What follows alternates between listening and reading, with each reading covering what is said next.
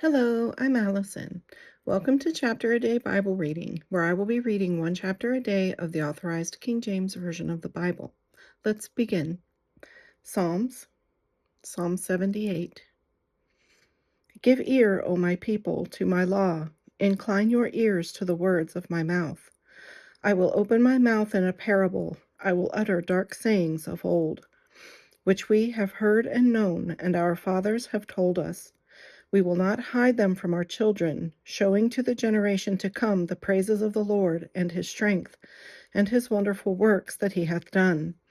For he established a testimony in Jacob, and appointed a law in Israel, which he commanded our fathers, that they should make them known to their children, that the generation to come might know them, even the children which should be born, who should arise and declare them to their children, that they might set their hope in God, and not forget the works of God, but keep his commandments, and might not be as their fathers, a stubborn and rebellious generation, a generation that set not their heart aright, and whose spirit was not steadfast with God.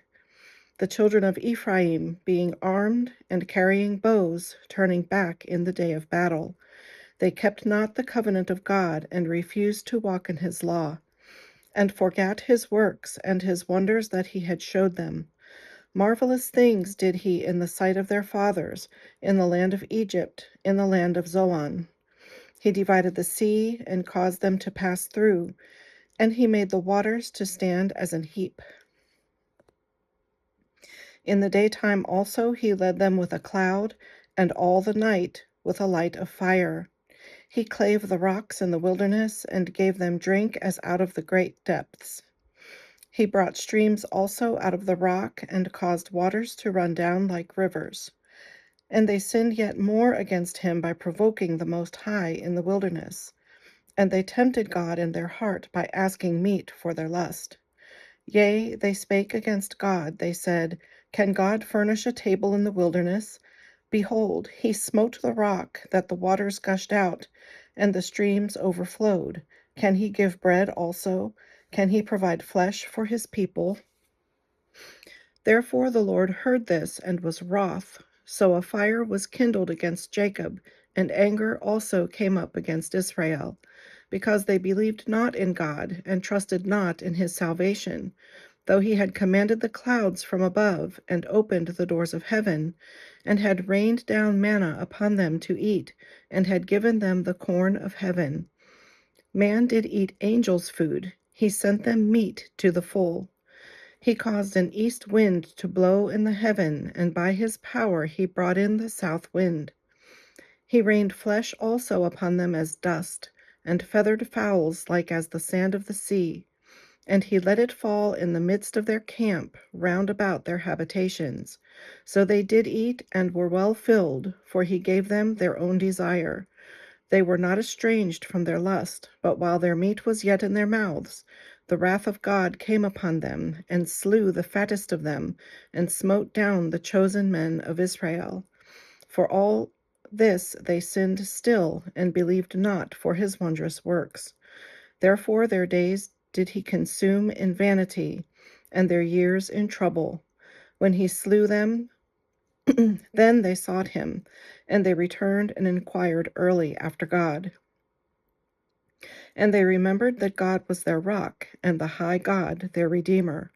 Nevertheless they did flatter him with their mouth, and they lied unto him with their tongues. For their heart was not right with him, neither were they steadfast in his covenant. But he, being full of compassion, forgave their iniquity, and destroyed them not. Yea, many a time turned he his anger away, and did not stir up all his wrath. For he remembered that they were but flesh, a wind that passeth away, and cometh not again. How oft did they provoke him in the wilderness, and grieve him in the desert? Yea, they turned back and tempted God, and limited the Holy One of Israel. They remembered not his hand, nor the day when he delivered them from the enemy, how he had wrought his signs in Egypt, and his wonders in the field of Zoan, and had turned their rivers into blood, and their floods, that they could not drink. He sent divers sorts of flies among them, which devoured them, and frogs, which destroyed them. He gave also their increase unto the caterpillar, and their labor unto the locust.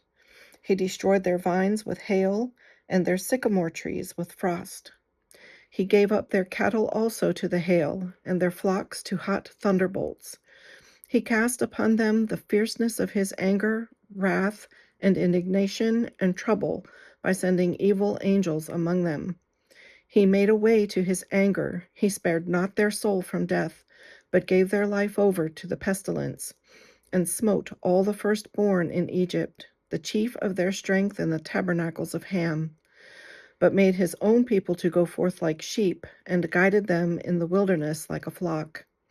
And he led them on safely, so that they feared not, but the sea overwhelmed their enemies.